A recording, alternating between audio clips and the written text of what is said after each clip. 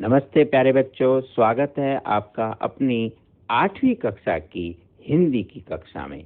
आज कार्यपत्रक 1 जो आपको मिला है, यहाँ से आरंभ हो रही है आपके विषय के अनुसार पढ़ाई। तो आज हम जो पाठ यहाँ पढ़ेंगे वो है आपका लाख की चूड़ियाँ। आइए, आज जो कार्यपत्रक मिला है उसमें आपको आज का जो पाठ पढ़ने को मिलेगा उसकी बातें करते हैं। बच्चों, इस कार्यपत्रक के माध्यम से हम अपनी हिंदी की पाठ्य पुस्तक वसंत के दूसरे पाठ लाख की चूड़ियां के बारे में कुछ जानने और समझने का अभ्यास करेंगे। यह एक कहानी है जिसका मुख्य पात्र बदलू है। बदलू चूड़ी बनाने का कार्य करता था। लेखक ने बदलू के कार्यों को बड़े ही ध्यान से अवलोकन किया, मतलब पूरा देखा कि वो क्या करता है, कैसे रहता है, ये सारी उसकी बातें। तभी उन्होंने बदलू के काम करने के तरीके का नीचे लिखे पाठ के अंश में बहुत अच्छी तरह से बताया है। तो बच्चों, कहानी की शुरुआत कुछ यूं होती है। सारे गांव में बदलू मुझे सबसे अच्छा आदमी लगता था, क्योंकि वो मुझे सुंदर सुंदर लाख की गोलियां बनाकर देता था। मुझे अपने मामा के गांव जाने का सबसे बड़ा चाव यही था कि जब मैं वहां से लौटता था तो मेरे पास ढेर सारी गोलियां होती, रंग बिरंगी गोलियां जो किसी भी बच्चे का मन मोह ले। वैसे तो मेरे मामा के गांव का होने के कारण मुझे बदलू को बदलू मामा कहना चाहिए था, परंतु मैं उसे बदलू मामा ना कहकर बदलू काका कहा करता था, जैसा कि गांव के सभी बच्चे उसे कहा करते थे। बदलू का मकान कुछ ऊंचे पर बना था। मकान के सामने बड़ा सा सहन था जिसमें एक पुराना नीम का वृक्ष लगा था। उसी के नीचे बैठकर बदलू अपना काम किया करता था। बगल में भट्टी दहकती रहती जिसमें वह लाख पिघलाया करता। सामने एक लकड़ी की चौखट पड़ी रहती जिस पर लाख के मुलायम होने पर वह उसे सलाख के समान पतला करके चूड़ी का आकार देता। पास में 4-6 विभिन्न आकार की बेलननुमा मुंगेरियां रखी रहती थी, जो आगे से कुछ पतली और पीछे से मोटी होती। लाख की चूड़ी का आकार देखकर वह उन्हें मुंगेरियों पर चढ़ाकर गोल और चिकना बनाता।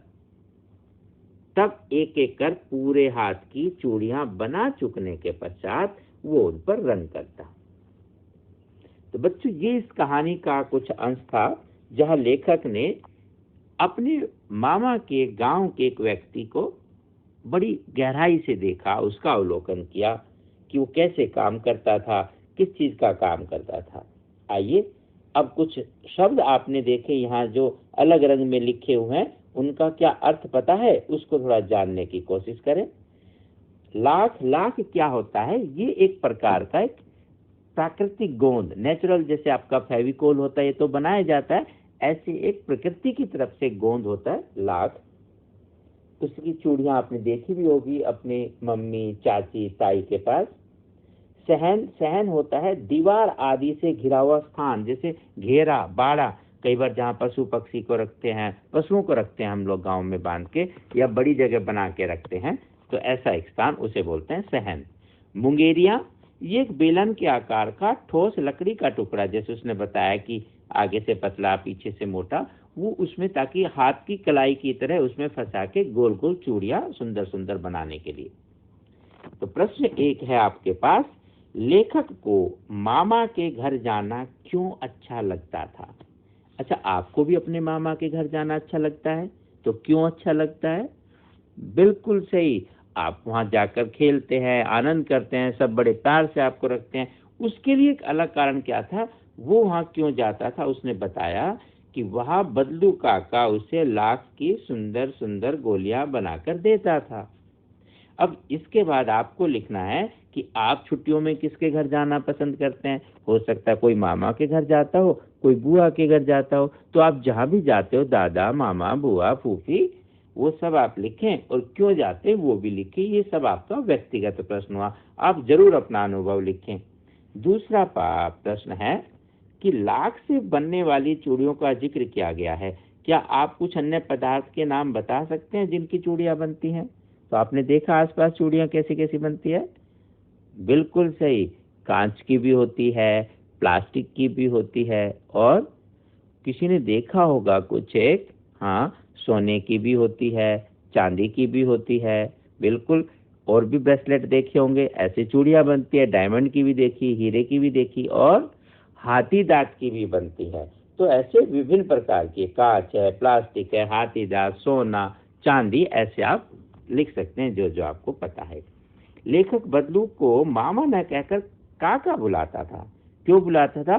क्योंकि आसपास के बच्चे काका काका कहते तो वो भी काका काका कहता। आपने देखा होगा ना, हम भी घरों में कई बार कुछ बच्चे, अगर घर में कोई दूसरा आदमी है वो किसी और नाम से संबोधन करता है तो छोटे बच्चे वही कहने लग जाते हैं।